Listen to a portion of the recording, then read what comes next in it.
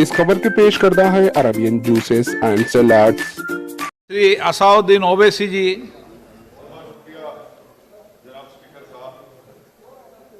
Sir, मैं इस bill की मुखालिफत में खड़ा हूं और इसलिए खड़ा हूं क्योंकि मेरा एक पार्टी का कंसिस्टेंट पोजीशन है कि जब इस हुकूमत ने दफ़ा 370 को अपनी ब्रूट मेजॉरिटी के ताकत की बुनियाद पर अनकॉन्स्टिट्यूशनल तरीके से उसको ख़त्म किया, मैंने उस वक्त कहा था कि कॉन्स्टिट्यूशनल ब्रीच है और मेरा ये कंटिन्यूस मौक़िफ़ है।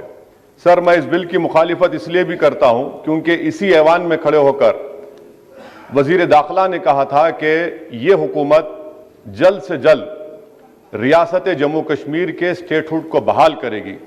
आज आप उस अपने वादे से मुनहरिफ हो रहे हैं क्योंकि जब आप जम्मू कश्मीर केडर को एमगुट में मिला रहे हैं तो इससे आपकी नीयत का साफ इज़हार होता है कि आपने जो उस ऐवान को उस वक्त वादा किया था कि जम्मू कश्मीर की दोबारा रियासत को बहाल किया जाएगा, वो सच्चाई पर मबनी नहीं था, वो सिर्फ महज अल्फाज थे या जुमले थे।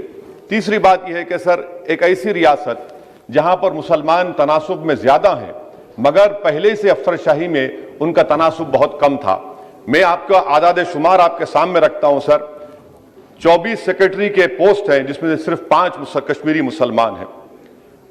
58 IAS के पोस्ट में सिर्फ 12 मुसलमान हैं, यानी 17.24। 2011 की मरदमशुमारी के मुताबिक सर जम्मू कश्मीर में 68.31 मुसलमानों की आबादी है और 28% हमारे हिंदू भाइयों की आबादी है।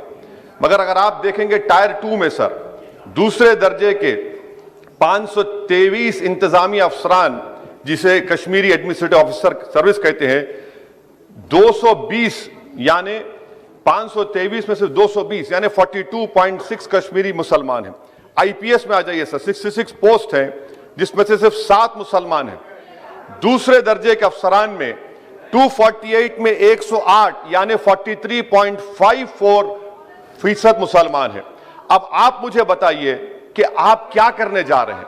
अच्छा सर, यहां पर यह कहा गया कि कश्मीर बड़ा बैकवर्ड है। कश्मीर का खित्ता बैकवर्ड नहीं है, ये आपकी गलतफहमी है और आपके जो दिमाग में जो फीड किया गया है वो नफरत की बुनियाद पर। सच्चाई यह है कि इस खित्ते में गुर्बत की सतह से नीचे का तनासुब 10.31 है और पूरे भारत में 21.92 है। मैं सरकार से जानना चाहता हूं कि आखिर आप कश्मीर की रियासत के स्टेटहुड को बहाल करेंगे नहीं करेंगे। चौथा बात यह कि आपकी गलत फैसले की बुनियाद पर दूसरे ऐवान में एक भी कश्मीरी रुकने पार्लियामान नहीं है। यह हमारे मुल्क की, भारत की तारीख में तीसरी मरतबा ऐसा हुआ है। मेरा चौथा सवाल हुकूमत से यह है कि हम ये कहते हैं, ये आपका मानना सही है कि हमारे मुल्क में बाहर के दीगर ममालिक को मदाखलत करने की कोई जरूरत नहीं है, मगर आप उनको लेकर गए ना। आप तो यूरोपियन पार्लियामेंट के लोगों को लेकर गए। अब तीसरी मरतबा आप यूरोप के सफीरों को 16 फरवरी को खबर है कि आप लेकर जा रहे हैं। आखिर ये FDI नहीं है, क्यों यूरोप के लोग कश्मीर जाएंगे? आप एक ऑल पार्टी मीटिंग लेकर जाइए ना डेलीगेशन को। आप यूरोप के डेलीगेशन को कश्मीर लेकर जा रहे हैं, क्या आप चाह रहे हैं मदाखलत करना? इसको इंटरनेशनलाइज आप कर रहे हैं। मैं वजीर दाखिला से पूछना चाहता हूं सर कि आखिर कितने बच्चे कश्मीर के आगरा की जेल में, बरेली की जेल में, अंबेडकर नगर की जेल में हैं?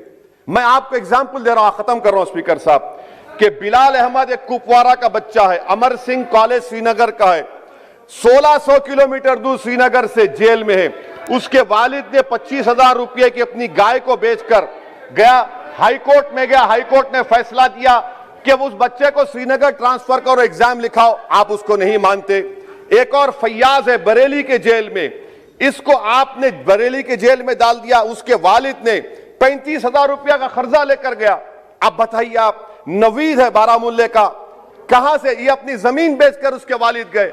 आखिर कितने बच्चे PSA के तहत जेल में हैं? आप उनको कब छोड़ेंगे? और मैं ये बड़ी आखिर में आपसे कह रहा हूं स्पीकर साहब कि यहां पर जितनी नाम निहाद सेकुलर पार्टियों ने हुकूमत के इस इक़दाम की तायीद की, तैयार हो जाइए। ये हुकूमत जो करती है ना, ये दोबारा दोहराएगी और हम तारीख में देखेंगे कि खुदा ना खास्ता चेन्नई को, अहमदाबाद को, बेंगलुरु को, हैदराबाद को यूनियन टेरिटरी बनाएंगे ये लोग। ये कश्मीर में तो एक एग्जाम्पल बना दिए। यहां तक तजुर्बा किया गया। आज ये सब बैठकर थाली मार रहे हैं। जब लखनऊ यूटी बनेगा, जब बेंगलुरु यूटी बनेगा, जब मुंबई यूटी बनेगा, उस वक्त हाय हाय करेंगे। ये कंसिस्टेंट पॉलिसी आपकी है। इसीलिए सर, मैं होम मिनिस्टर से जो सवालात किया हूं, मैं आपसे पूछना चाहता हूं, और ये 2G से 4G करके आपने एहसान नहीं किया, अमेरिका के दबाव में आपने किया।